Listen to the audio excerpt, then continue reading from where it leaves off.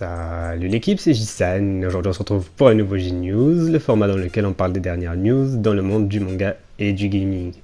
Et comme promis, voilà la vidéo récapitulative de tout le contenu qui va être bientôt ajouté sur Dragon Ball Xenoverse 2 via l'Extra Pack 4 ainsi que la mise à jour gratuite.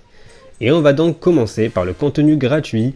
Alors on aura donc la perruque de Broly qui est plutôt pas mal en référence au nouveau film qui sortira vendredi au Japon, comme tout le DLC en général de toute manière. Il y aura également un costume de Noël pour notre personnage, mais pas que, car ce costume sera également disponible pour Videl et C18, des costumes que l'on pourra obtenir et équiper de la même manière que la tenue de Goku Seiyuki ou Towa en bikini. De cette même manière, nos maîtres Goku et Vegeta auront aussi droit à une nouvelle tenue, et pas des moindres, car ce sera tout simplement la tenue qu'ils ont dans le film Broly qu'on peut voir dans le teaser avec leur blouson d'hiver. On aura aussi droit à deux nouveaux modes de jeu, ils seront évidemment gratuits. Alors le premier mode, c'est le mode Mon Raid.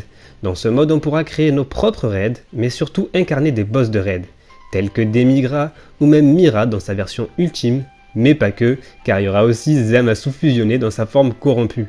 Ce qui est plutôt pas mal, c'est tout simplement magnifique, car ce sont des persos qu'on ne peut pas jouer à la base, mais que l'on pourra incarner dans ce mode et ce sera cool.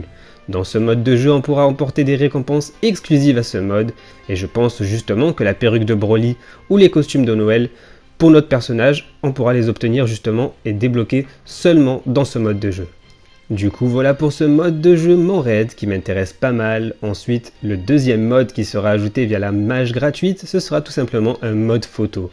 Nous n'avons aucune news concernant ce mode, hormis ce screen où l'on peut voir que l'on pourra modifier les paramètres du screen que l'on aura fait, et c'est vraiment cool, surtout pour moi qui aime bien faire de belles petites miniatures en prenant des screens au bon moment, du coup ça va être stylé.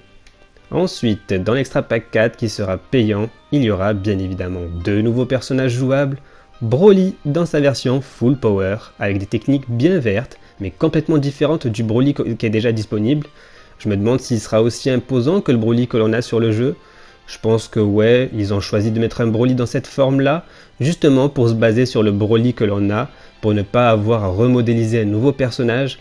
J'aurais bien évidemment préféré qu'il nous propose sa forme de base pour avoir un Broly rapide, parce qu'on va pas se mentir, le Broly qu'on a, il est vraiment lent. Et pas très agréable à jouer. J'aime bien cette technique, mais pas le personnage. Ensuite, en deuxième perso, on aura Gogeta SSJ Blue. Et oui, je vous en avais déjà parlé dans plusieurs vidéos, donc on ne va pas trop s'attarder dessus. Seulement, j'espère vraiment qu'on pourra débloquer ces techniques parce qu'elles ont l'air tout simplement magnifiques. Du coup, voilà pour les deux nouveaux personnages jouables qui seront ajoutés dans le DLC 8. À savoir que l'on pourra également obtenir leur tenue pour nos avatars. On pourra donc du coup obtenir la tenue de Broly dans sa version Full Power que l'on pourra équiper et associer à la perruque de Broly. On n'aura pas l'armure par contre, donc voilà, parce que vraiment dans sa version Full Power, il n'a pas l'armure. On aura également voilà la tenue de Gogeta SSJ Blue, avec un gilet jaune, contrairement à la tenue que l'on avait déjà de base, que j'ai sur moi avec le gilet orange. Est-ce que Bandai Namco soutient la cause des gilets jaunes en France? À vous de juger, je ne sais pas. Et pour finir sur le contenu de cet Extra Pack 4, sachez qu'une nouvelle map va être ajoutée, c'est tout simplement la map du tournoi du pouvoir. Je vous en avais déjà parlé, sauf que je n'avais pas vu ce détail qui a pop sur le site de Bandai Namco. Alors il est dit, une nouvelle arène, Tournament of Power Arena, sera aussi incluse dans l'Extra Pack 4 avec deux Zeno rejoignant la bataille en plein combat. Oui, vous avez bien entendu, deux Zeno rejoignant la bataille en plein combat. Donc ça veut tout simplement dire déjà que les deux Zeno vont être modélisés sur le jeu, ce qui est plutôt pas mal.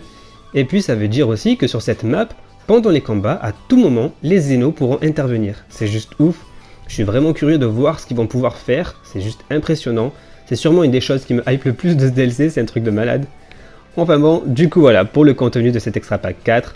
Pour l'instant, nous n'avons toujours aucune date pour la sortie du DLC. On sait juste qu'il est prévu pour cet hiver. Pour les intéressés, prévoyez bien un petit billet de 10 € au minimum de côté parce qu'ils ont tendance à sortir les DLC à la fin du mois. Et je sais que c'est pas souvent évident pour tout le monde. Du coup voilà pour la partie news et ce gros récapitulatif de tout le contenu qui sera ajouté sur Xenoverse 2.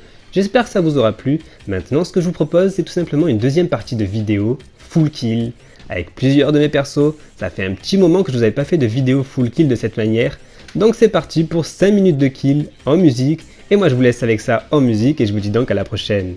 Prenez soin de vous, ciao.